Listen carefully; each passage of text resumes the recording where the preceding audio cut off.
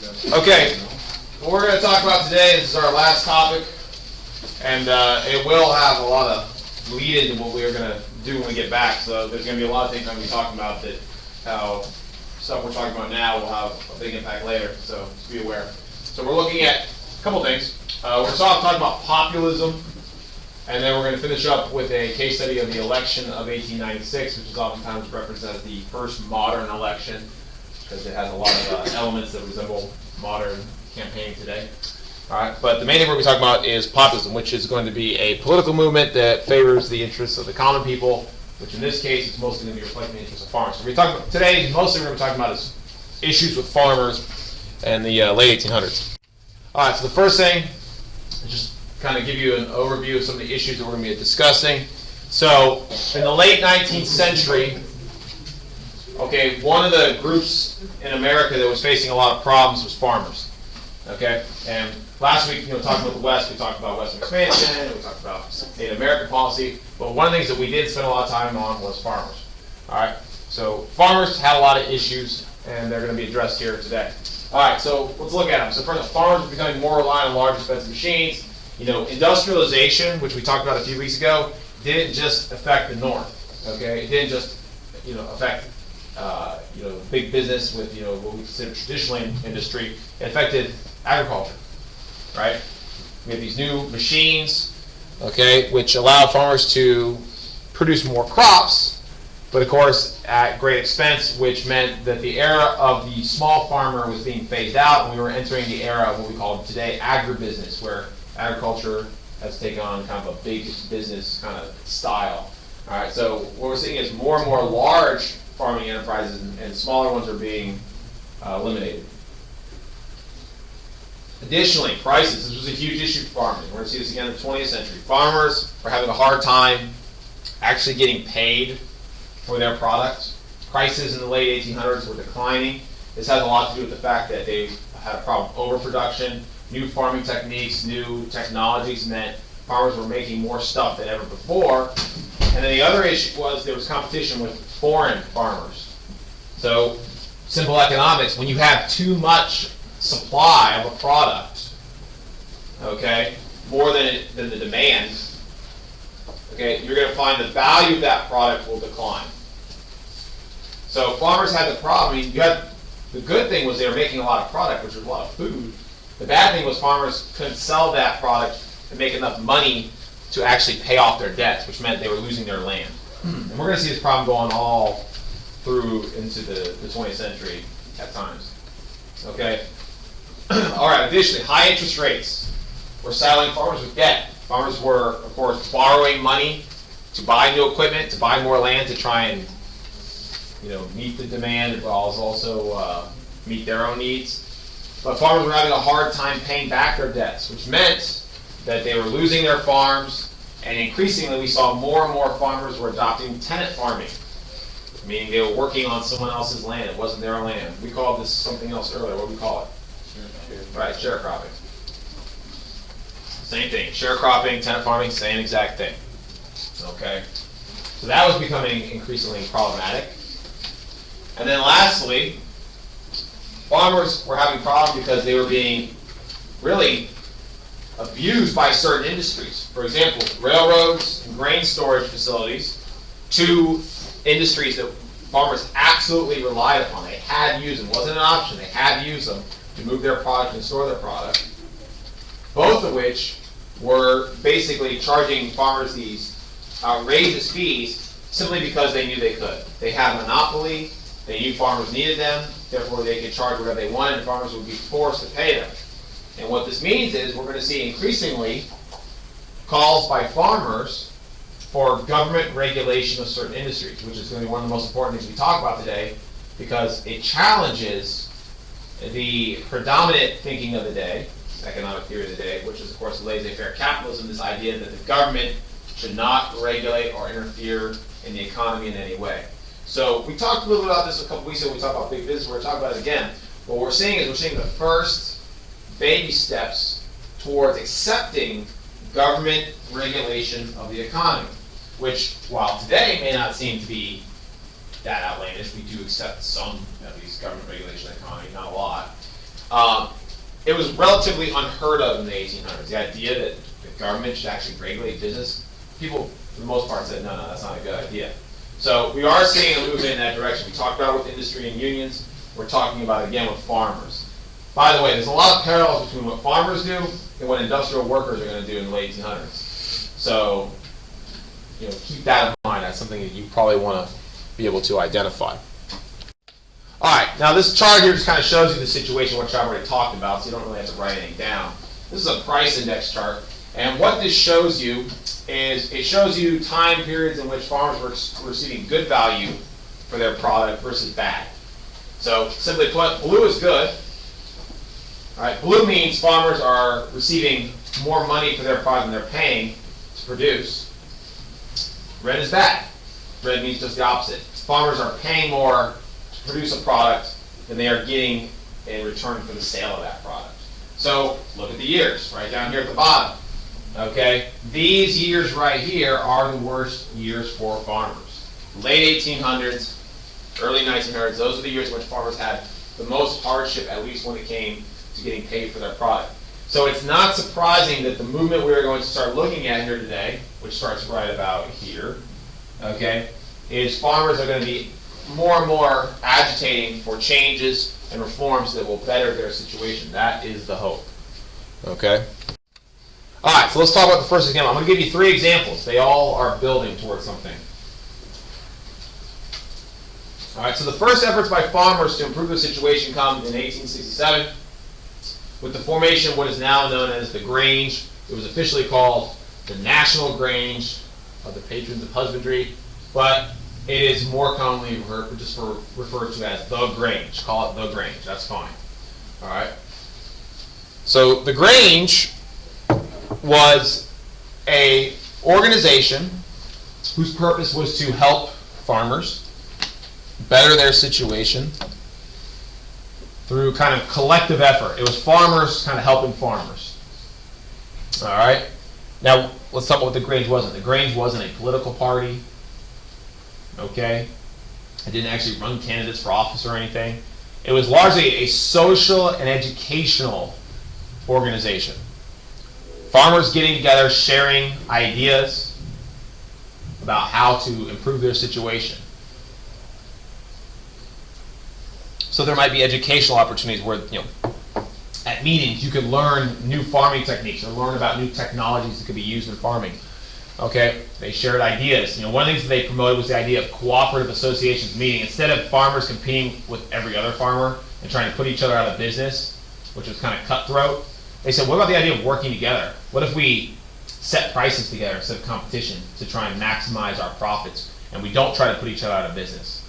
Now this defies the idea of laissez-faire capitalism, this idea that competition is the driving force behind all economic matters, but it benefited their situation.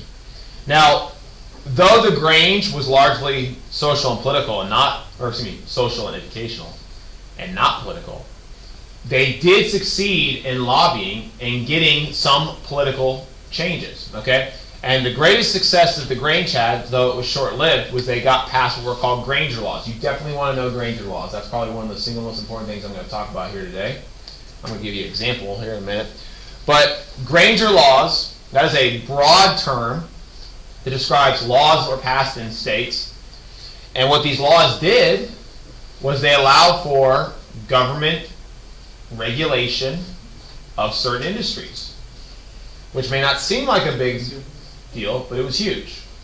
Okay? Government regulation of certain industries. In this case, certain utilities like the railroads, grain storage, things like that. Okay? So the Grange was relatively short-lived, but it will be succeeded by other organizations that will take up its mantle, and they will continue on fighting for farmers, and some of them will be more successful than others. But definitely want to know the Grange. This is kind of the beginning. And as I said earlier, a lot of parallels here, what the Grange is doing, what other things are going to be doing. I think one of the best ways to understand this is compare this to what industrial workers are doing with unions, right? How they're collectively working together to try and better the situation. Think of this as what farmers doing the same thing, kind of very similar. Okay. Problem is, farmers don't necessarily have one big boss they can collectively bargain with. They mostly are working for themselves. So it's not exactly the same, but the idea of gathering together to push for an agenda that benefits this group, that is something that labor unions do. Okay, and as you can see from this graphic, and this is a very famous picture, shows up in a lot of history books. The Grange's argument is, look, you can't forget about farmers. For the first 100 years of our country's history, people were intimately connected to farmers because most Americans were farmers. Right? We were a country of farmers at one point. And that was now changing. Because of modern technology and farming techniques, fewer farmers were producing more food than ever before, which meant we needed less farmers. Okay? Therefore, people didn't really feel, they didn't have as much political influence as they once had. But farmers are saying, look, though there are fewer of us today, okay, we still are very important. You see all these occupations on this graph. There's a soldier, says I fight for all. There's a preacher, I preach for all. A shipper, I sail for all. I don't know, what else is there? There's a railroad guy, I carry for all, whatever. But the center of all is the farmer. The farmer says, I feed you all. So you don't exist without me, is what the farmer's saying. So you've got to consider us, and you've got to consider what we're going through. So farmers are saying they're kind of getting fed up with how bad things are, and they want help. Now I already mentioned Granger Laws. Let's talk about these real quick. So Granger Laws were by far the single greatest success of the Grange. And like the Grange, they were short-lived, unfortunately. But they're really important in American history. And the AP test likes to put them on there for some reason. I don't know why.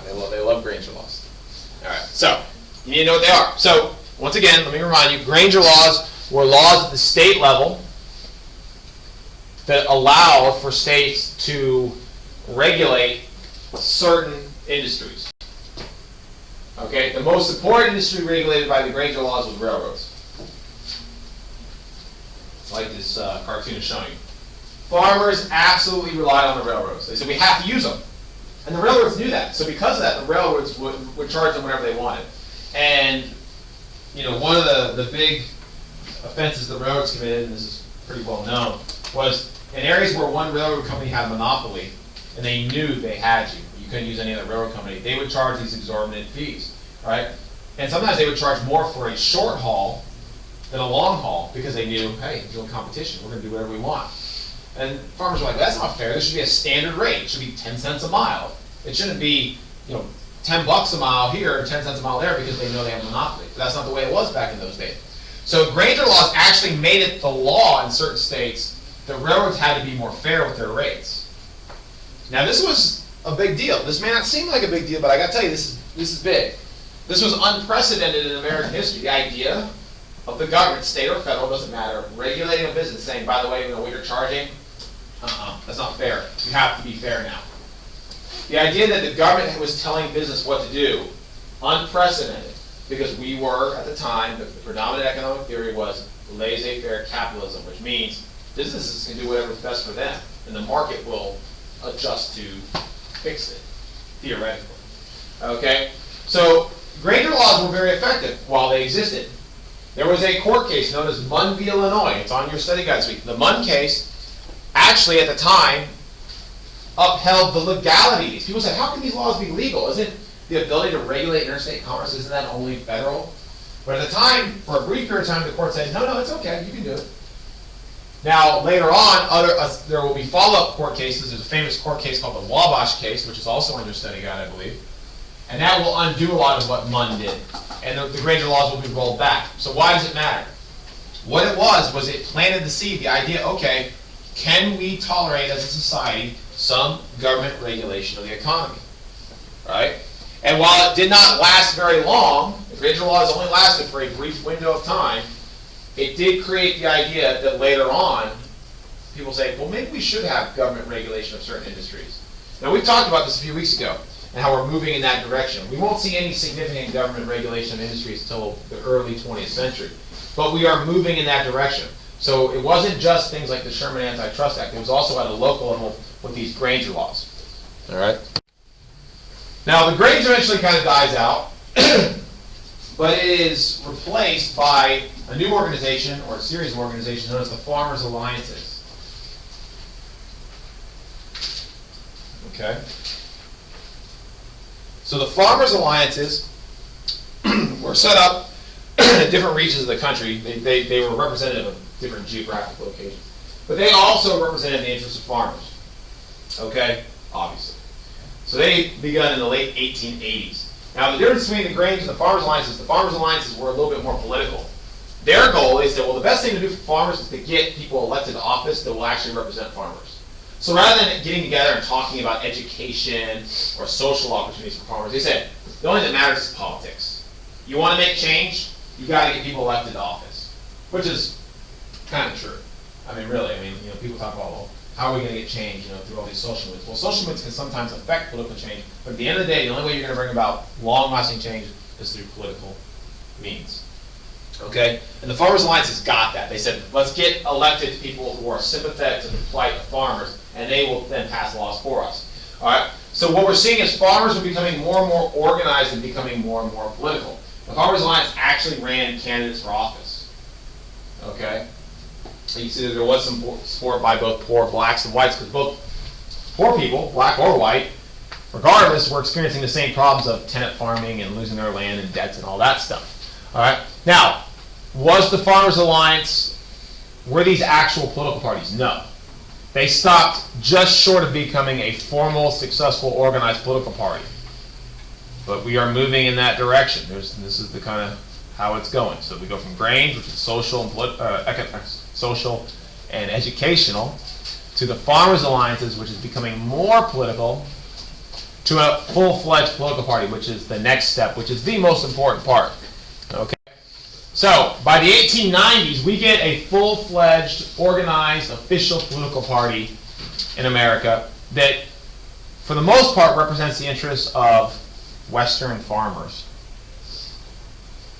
This is known as the Populist Party, or sometimes the People's Party. The Populist Party is the most common name. That's the one you'll want to know. Now, the Populist Party is no minor party. Okay, this is one of the major political parties, third parties in American history. So now add this to the list of the growing list of political parties that you need to know.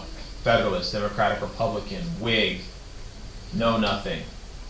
Okay, now you got the Populist Party. Now the Populist Party will never actually directly challenge the two dominant parties, but it is still very significant. It's significant enough that it changes the entire political discussion ultimately. And it still affects us today. All right, so what was the Populist Party? So the Populist Party was a party, third party, to challenge the dominant two Republican Democrats in the late 1800s. It mostly, though not entirely, it mostly reflected the goals and interests of Western farmers. It was largely a party of farmers, although not entirely, but mostly. Okay? Now this is the Populist Party platform. This is what they wanted.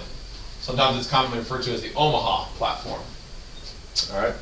But this is what the Populists wanted to achieve. So let's go through some of these things and talk about what they are, because they're going to become very important going forward. All right, they wanted direct election of senators, which means they wanted the power for the people to directly vote for who is going to represent us in Senate. They wanted us to be able to elect our senators. Imagine that. That did not exist in the late 1800s. Senators were appointed by the House following popular elections for House representatives. We did not actually vote for our elected senators like we do today. Okay? I don't know if you knew that. That required a constitutional amendment. So that's one thing they wanted. Now obviously we're going to get it eventually. The question is, did they get it? Well, not quite. All right, they wanted the use of initiatives and referendums. Those are political reforms. The initiative of the referendum would allow, collectively, in different ways though, people like you and I, voters, to directly vote on laws that we wanted. Rather than letting our elected officials vote for us, this allows us to vote directly on a law. It's uncommon, but it happens from time to time today. Did not exist at the turn of the century. It exists now. So every once in a while, none of you are voting yet, but you will be. Okay? There will come times when you go to vote and you will not be voting for a person, but there'll be a proposed law on the ballot, and they'll say, do you vote for this law? Do you support this? And you'll say yes or no. Okay? The initiative in the referendum allows They're the same thing essentially, except for the question is where does the law get proposed from?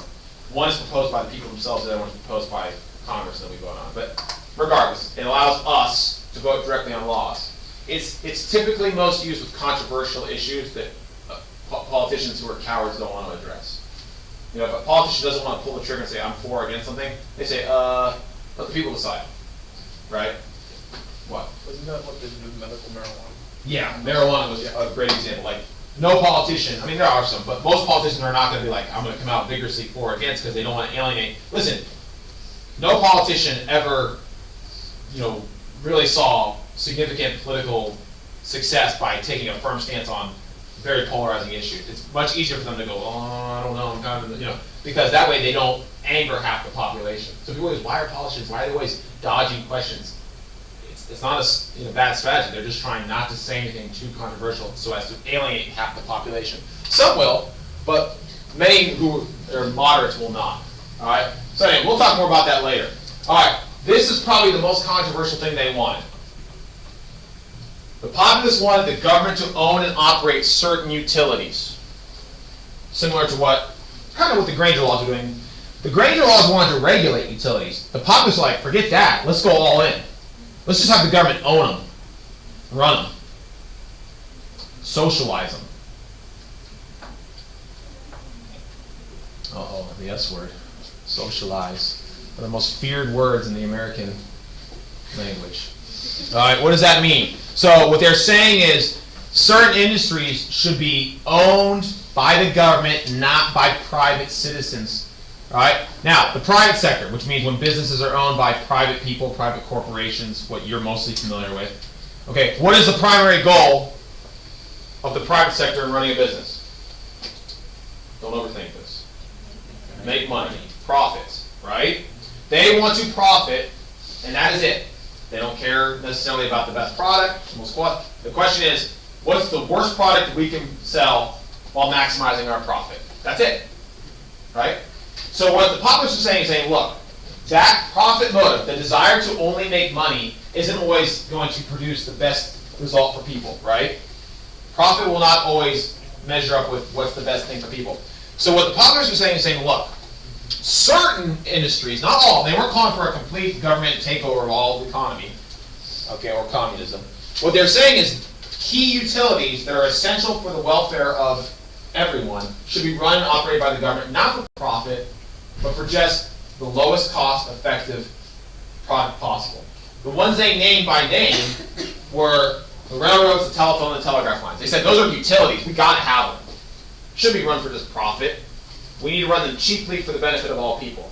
Now, this was a very radical idea in the late 1800s because, as we've said time and time again, the predominant economic theory in this country was laissez-faire capitalism. Don't mess with private sector. The idea is if you leave it alone, it'll run itself in the most effective way possible. Farmers like, it ain't. We're getting ripped off here. We need to do something. So this was a very bold call to action, and it also very much mimicked what some radical labor unions were calling for. What was that radical labor union that was calling for more socialism? Dang, this was just like 2 weeks ago. This really is disheartening. And the nickname started with a W. The Wobblies? There you go. Industrial workers of the world, the Wobblies, who were also calling for a more socialistic style intervention. Okay. You gotta know that. All right, moving on. 8-hour workday for industrial workers. They were also catering to industrial workers. This was not just a farmers' movement, although it largely was. Okay? Now this is what I'm going to talk about more here in just a minute. This is actually the other really big thing that they stood for, which I'm going to talk about. Unlimited quantity of silver. I'll just tell you what it means and we'll move on. What they were saying was they wanted our currency, our cash, to be based on not just gold, which it was at the time, but gold and silver. Hold off on that. I'm going to talk about that here in a minute. It's one of the most important issues of the election of 1896. And lastly, they wanted a graduated income tax. That might sound familiar, because guess what? We have it. Okay, they wanted a federal tax in which the government would tax your income, and then it would be graduated so that people who were wealthier would pay a greater share of the tax to help fund a lot of our things we were trying to do. Okay? And ultimately, this was a way to offset other taxes that they did not like. Anyways, but all those things there, okay, this is what the populists stood for. A lot of them we have today. We have direct election of senators. We have initiatives and referendums. We don't have government ownership of those things, but we have sort of government ownership of some industries. We have an 8-hour workday. We don't have unlimited coins of silver. And we have a graduated income tax. So a lot of things that the populists wanted, we've got. Now the question then becomes, did the populists get these on their own? No. Bad news for the populists is this. None of these things are achieved directly through populist action. However, they are indirectly achieved later, because what the populists start campaigning for will eventually become part of a broader political movement in American history that is very famous, way more famous than this time. This is very, the average person in this period is relatively obscure. Okay? You won't find many people that know much about this stuff. You gotta know it. But most people don't. But in the early 1900s, another movement is going to spring forth that comes from this. It's called the Progressive Movement. And the Progressive Movement is very famous, and the Progressive Movement arguably achieves most of these things. So understand, it's not like you learn each little thing and it's in a little bubble and you separate. They all are, leading towards something together. Okay? So anyways, keep that in mind. Okay, and there's a picture showing what they wanted. This was, of course, one of the most radical things on their agenda. Government ownership of the utilities, which defied most of the economic thinking of the day, right? Laissez-faire capitalism. If you look at this picture here, it has these set rates. These are the rates by which you can move goods.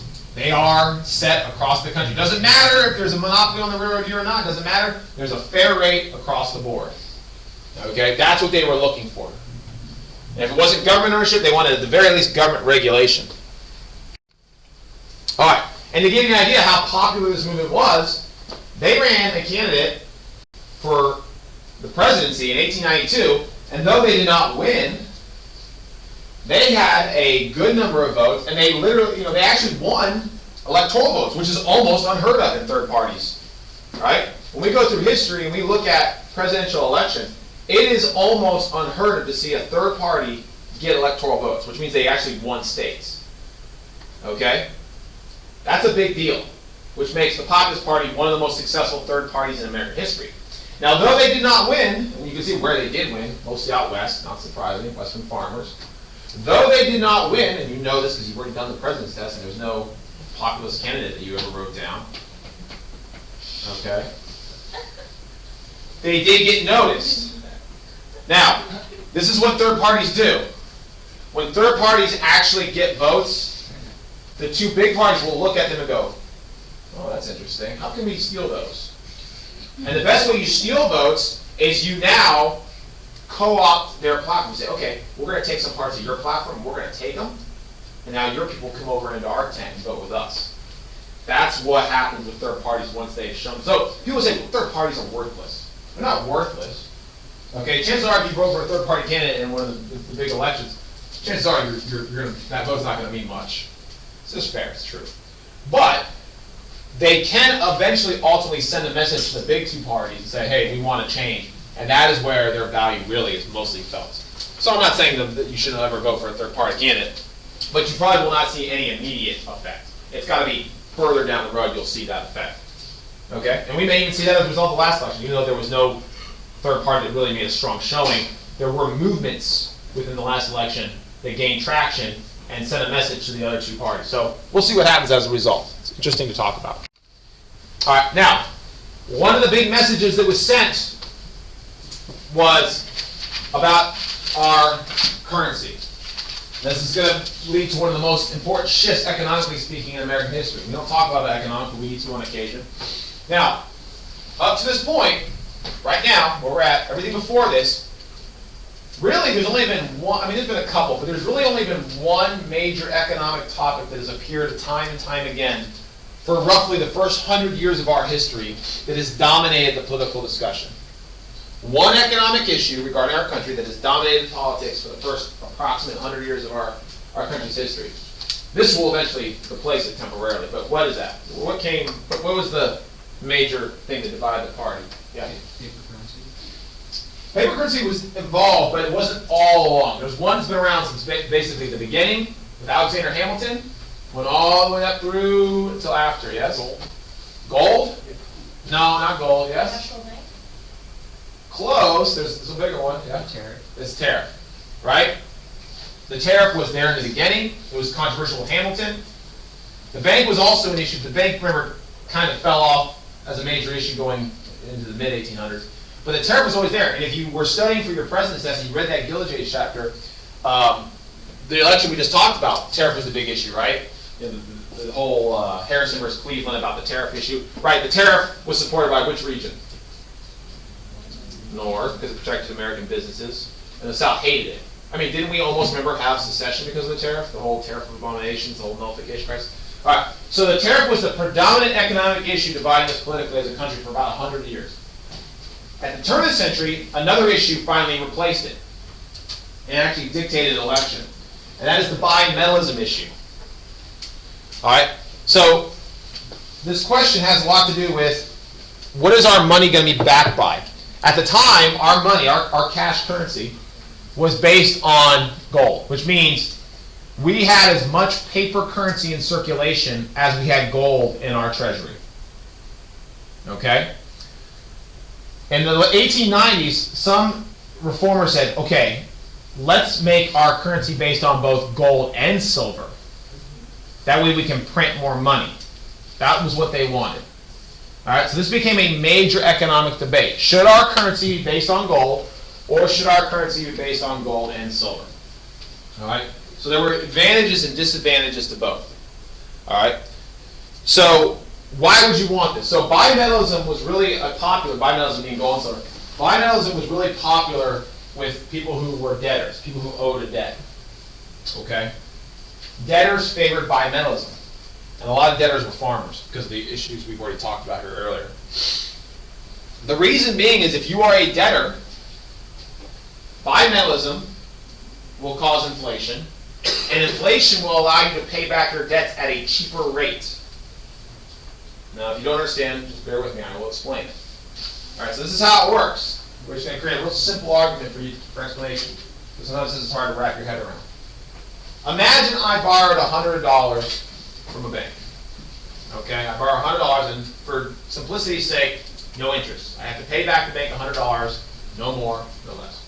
All right, so I borrow $100 from the bank, and I have to pay that money back later. Okay, I can't get out of paying it back. I have to pay it back. All right. Well, when I borrowed that $100 was valued at the time at $100, right? But let's say we adopt inflationary monetary policy, which means we print more money, which means the value of that money actually goes down. It still says $100 or $1 or whatever, but its buying power is now reduced. You all with me so far?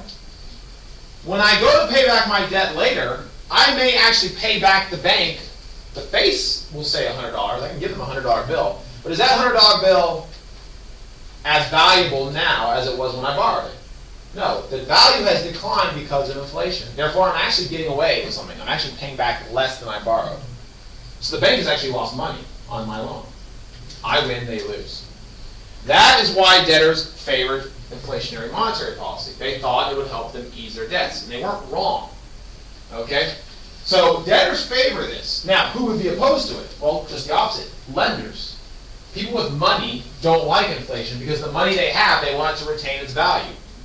If you have a bunch of money in the bank, there is no incentive for that money to go down in value. That just hurts you. Why would you ever want that? So people with money and lending institutions like banks, they hate inflation. So they're, of course, going to support a policy that keeps inflation low. This becomes the major economic debate going into the late 1890s, bimetallism. Okay? All right, so now we're going to talk about a case study of an election that's very important. The 1896 election has been labeled by many to be the first modern election because a lot of the aspects of modern campaigning that we have today began kind of in this election. And one of the big issues was money. This is really one of the first elections that big money bought, where big business could buy an election, which is now, of course, just accepted for what? I don't know why we accept that, but we do. But that is the case today. Okay, so let's talk about it. So in the 1896 election, the Democrats ran this guy named William Jennings Bryan, who was this kind of young, upcoming politician getting a name for himself. They call him the Great Commoner because he had this really great ability to speak to the common people. Okay, so William Jennings Bryan. William Jennings Bryan will play an important role in American history for a while. He's going to run for president several times. He's going to lose every time, but he plays a very important role. Okay, he plays his most important role in this election here. Now, the reason why William Jennings Bryan got the nomination is because he took a strong stand for bimetallism, which was the Democratic Party's attempt to now absorb the populist movement. Okay? If the Democratic Party could adopt populist policies, there would be no reason for the Populist Party to exist. They could now join the Democratic Party. Maybe, just maybe, they could have the numbers to defeat the Republicans. That was the hope. So William Jennings Bryan very famously gave this speech, one of the most famous political speeches ever, called the Cross the Gold speech, which at the climax he said, "You shall not press down upon the brow of labor this crown of thorns. You shall not crucify mankind upon a cross of gold." So he used biblical imagery. He was what you would consider an evangelical Christian.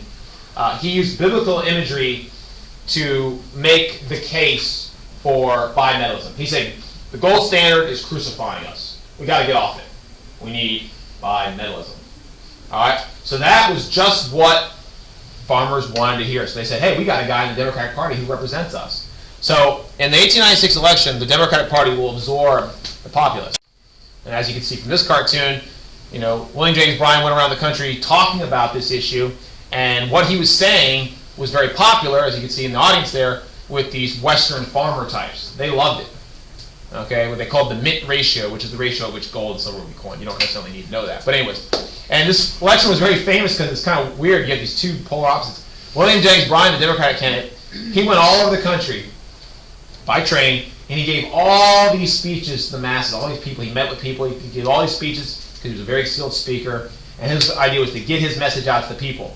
And that idea of populism today, we actually use that term populism today. When we refer to populist policies or populism today, we aren't actually referring to the Populist Party.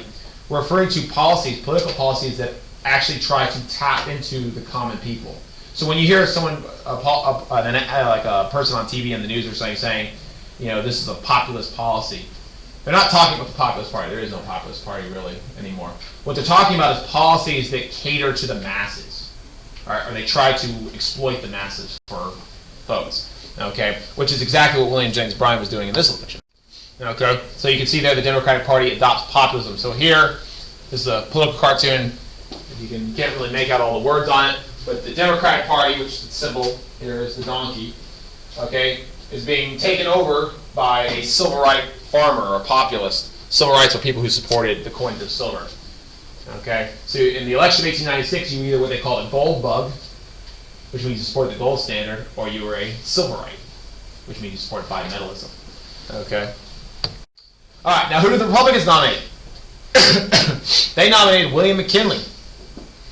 And William McKinley, the Republicans in the North, they campaigned on staying on the gold standard. And this, of course, favored Northern interests because North was, home to most of the money and most of the financial institutions, and of course they didn't want to have inflation. That would have only hurt them. And McKinley, famously in this election, it was kind of interesting. He didn't do a thing. William Jennings Bryan was touring all over the country, giving all these speeches. William McKinley ran what was called the front porch campaign, which means he stayed home, sat on his front porch, didn't go around giving all these rousing speeches. Instead, he had his political operatives, people from the Republican Party, basically campaign for him. And he financed his entire campaign largely on the contributions from big business, which is kind of the way it works today. So rather than relying upon individual small contributions from people like you and I, big business was largely coming out in favor of the Republican Party and supporting it. Okay, so we had two very diverse candidates, diverse issues, and diverse ways of campaigning. The question is, who wins? Well, McKinley wins.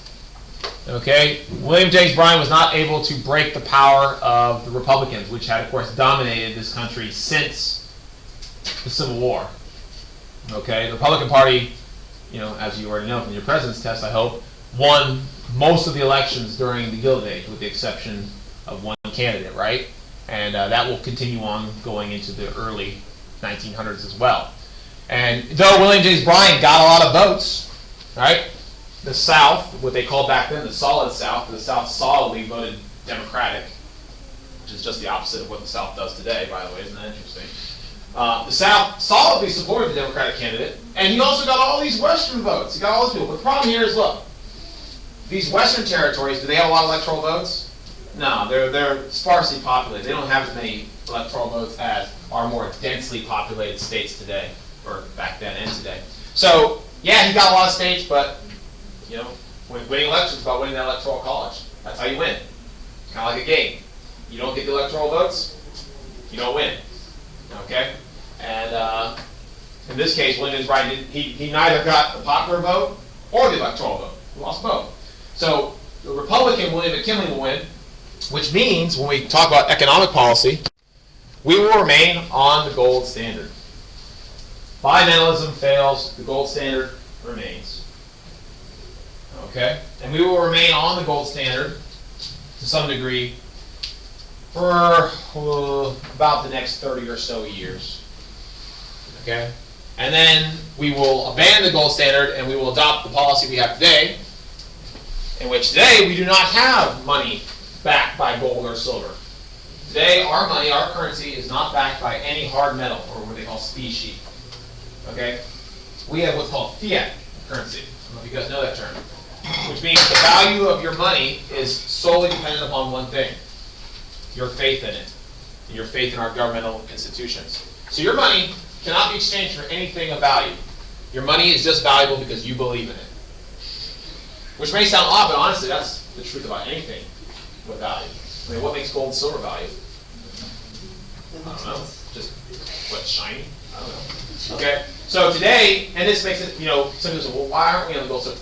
Our economy is so large today, it would be highly unthinkable, although some people have proposed it, although it's been widely criticized by others, that to try and go on a gold or silver standard today, or bimetallism, would actually constrict our economy too much. We're just too big and too wealthy to do that, okay?